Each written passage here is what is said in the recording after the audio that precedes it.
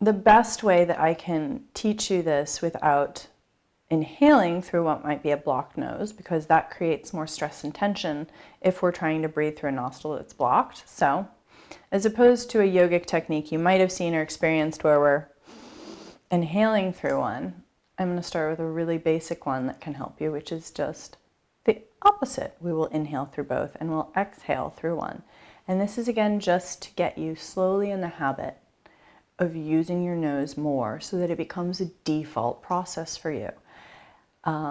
Another reason you would want to do this is energy, not just from the issues that I already mentioned about heart rate, but also because you can induce sleep apnea and snoring with daytime mouth breathing, and then that can carry over into your nightly habits. Another issue I also struggled with was I had very severe acid reflux, which is from stress, anxiety, and my diet. Thankfully, that has changed. But mouth breathing day and night, the dehydrating effect on the mouth also raises the acidity in your mouth. So I had both a very acidic digestive system and then a mouth, and then that contributed to acidifying my whole system, which then adds to inflammation, and that's just bad. So that's a few examples of how I personally experienced and learned the effect of just stressful mouth breathing or stress response mouth breathing versus being lucky enough through yogic training to breathe more from my nose.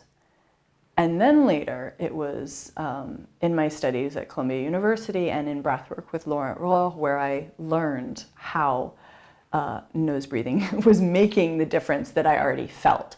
So the change occurred through my yoga training, and then later I went to go find out, okay, why did all that happen? And oh, okay, because you wouldn't think that something this banal and simple, we want something more gimmicky, we like yoga for the headstands and the weird pretzel positions, but in point of fact, it might be something very simple that makes a huge change. And again, if you're not a yoga practitioner, you might always hear us saying the word, your practice, the practice. And it took me a while to realize that yoga wasn't something that just happened in a studio or with my teacher. Yoga was something that belonged to me every day. And so essentially, you don't have to be a yogi. I'm inviting you to unionize, come back with yourself when you just practice breath work that might be yogic. So, when I'm having a day where I'm a little bit blocked in my sinuses, this is how I will do the switching station, as I call it, because your breath really is your switching station for emotions, nervous system, everything we've been discussing.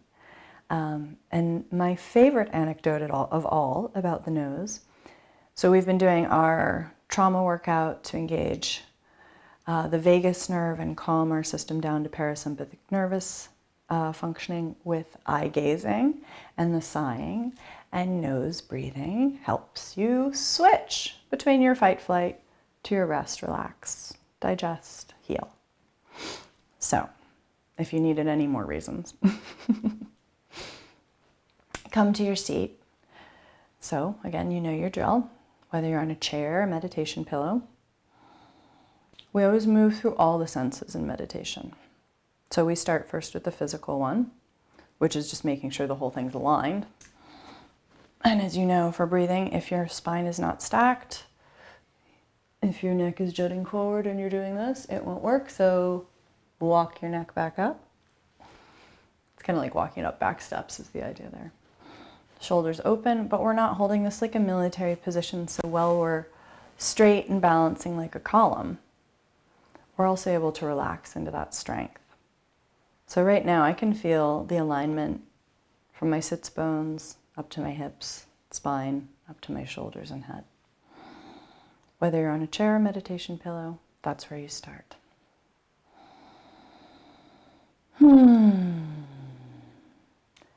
That's a good place to start. Instead of sighing out stressfully, why don't we take our deep inhalation and our exhale with a sigh of joy, like you're actually having pleasure at doing breath work. So we'll do 3. A lot better than a stressful one, huh? So inhale.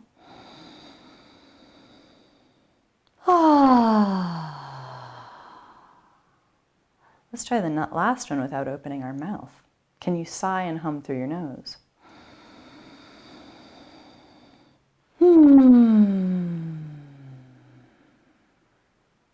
Beauty. We use our right hand in yoga for this, for traditional reasons. Because I have an injury, I will sometimes switch out and use my left, which is unseemly in the East, but I will spare my shoulder muscles first before going for etiquette. But for tradition's sake, we'll do with the right. We call this a mudra in yoga.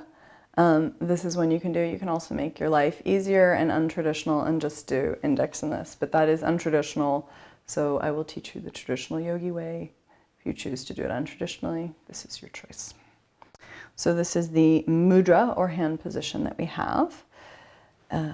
Ring finger out, can take a little work. I'm not a Trekkie. But the thumb is out. And what essentially I will be doing is I will be blocking my nostrils with ring and thumb and alternating. In the same way that we used pursed lips to regulate the pace, the speed, and the volume of the breath, our nose already naturally does this for us. God thought of everything.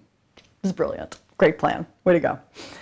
So on a day when we might need a little bit of breath regulation, the nose can do that. You don't want to do it when you're too highly stressed, that you want to go to pursed lips breathing, because otherwise it looks like, well, you're in an 80s movie. If you're too stressed.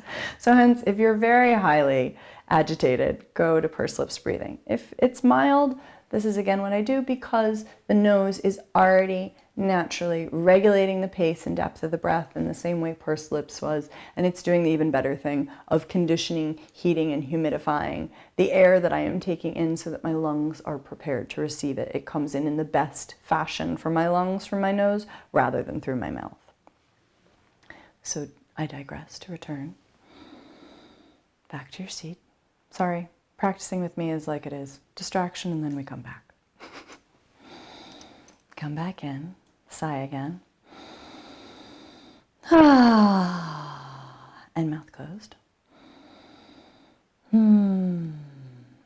Adopt your hand mudra. And you bring your hand to your face because we don't want to move our neck again and end up doing this. So hand to face, and you always start with the left. So I'm going to block my right nostril and inhale through my left. Always to start, but now I'm going to exhale through both. Alternating to block the left, inhale through right.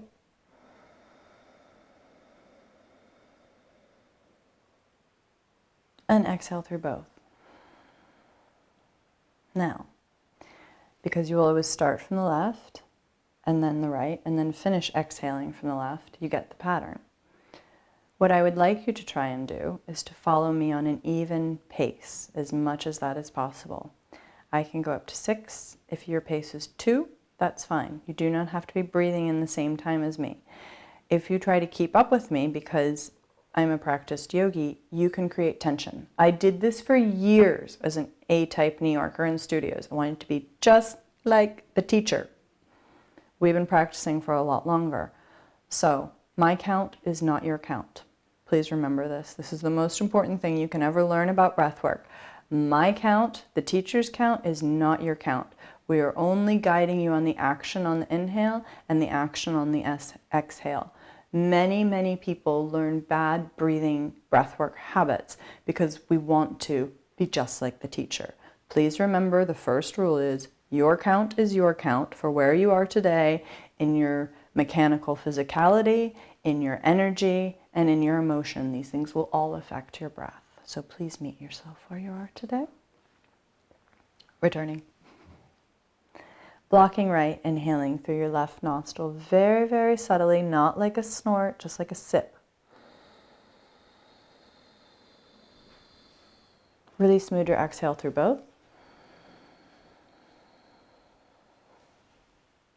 Block left, inhale through right.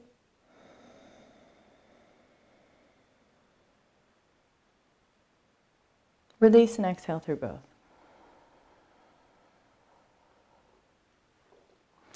Notice if your posture gets tense or you move, as I do, and reset. Block left, exhale through both. Block left, inhale through right.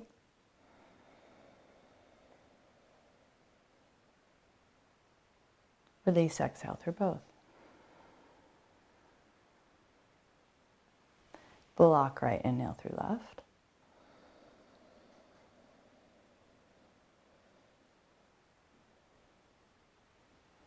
Release and exhale through both.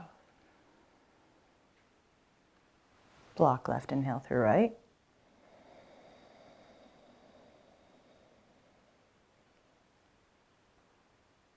Exhale through both.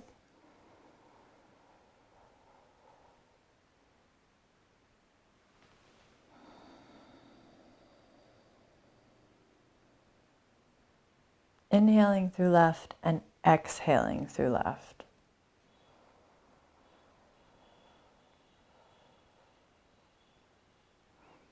And that's how I finish and complete a cycle again. Always starting to inhale through the left, and then you finish the final exhalation through the left. Now, the traditional way to do this that most people have seen in a studio is called Nadi Shodhana, where you alternate between the two. This is where yogic students, we often start. I actually prefer the breath I just taught you as a beginner breath, but I will teach Nadi Shodhana now.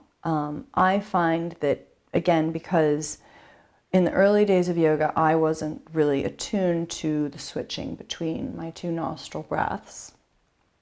I was always really trying to force air through a very congested left or right nostril. So I introduced this secondarily, again, to say, don't try and copy me. If you find you have a blocked left or right nose, don't try and get enough oxygen through it, because otherwise, I've made these mistakes, right? Otherwise you will end up like me back in the old days, which is like, I've been doing this for 10 minutes. I feel like I'm not getting enough air and I'm feeling a little ill. But I was persisting with breathing despite not getting enough oxygen because I was an A-type New Yorker who's like, I'm going to do it like the teacher.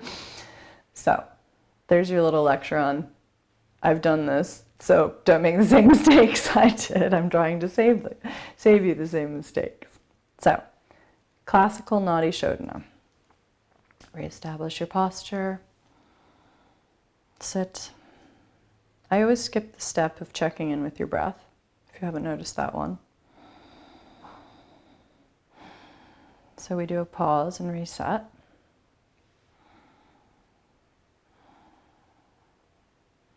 And just to give you an example of a noticing in my breath, where it is in my body, because I am talking, I'm noticing there's a little bit more tension right here in this part of my rib cage.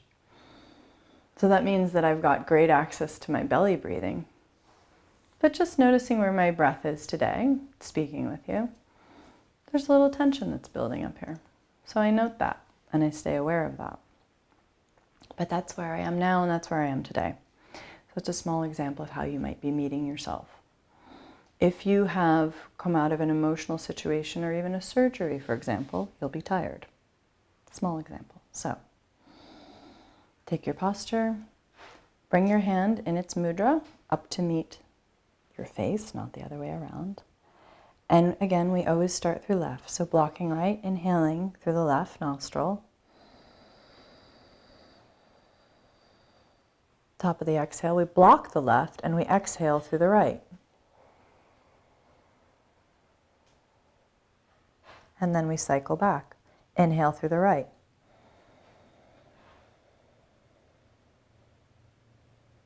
Block right, exhale through left.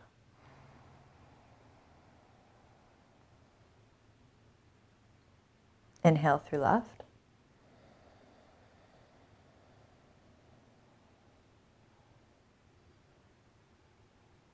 Slight pause and switch at the top of the inhalation, and then you let the exhalation come naturally through the right. Inhale through the right.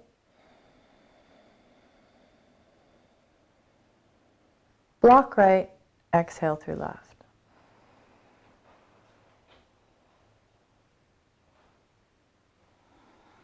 Drop the hand and then notice the difference in how you feel. In yogic philosophy, we say that this balances out the masculine and the feminine energies. It also just kind of can balance out your whole sinuses, which is nice. So that's a simple basic for you. Try and practice those if you tend towards mouth breathing, sighing. Try to practice those, I would say, twice a day for at least 3 days a week, 2 weeks, and see if you notice that you'll nose breathe better. Good luck!